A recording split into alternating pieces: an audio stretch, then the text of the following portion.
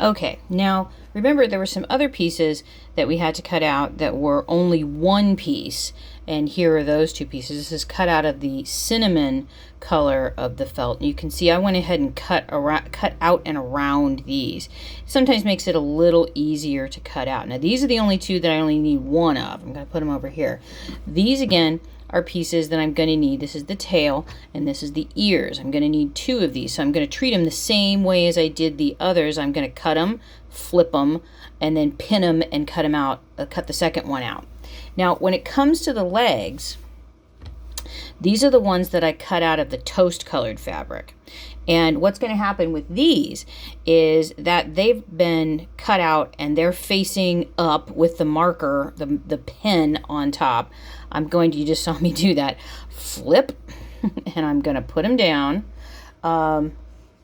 and flip and put them down, and then pin them in place and cut them out. Again, I just don't trust how it's gonna look if I cut them out separately. Felt is one of those fabrics. It's not woven. It's a non-woven fabric, so it can kind of shift around a little bit. Now these are the two back legs, and remember I flipped the pieces and traced one going one direction and one going the other. So when I lay them down today, I'm gonna have one going one direction and another going another direction.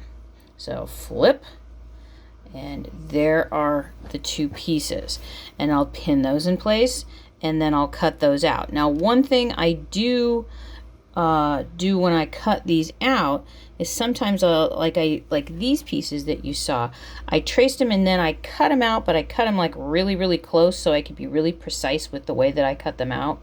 There's always going to be a little bit of waste, so don't worry too much. You're just going to have a little bit of waste. And I do the same thing with these pieces.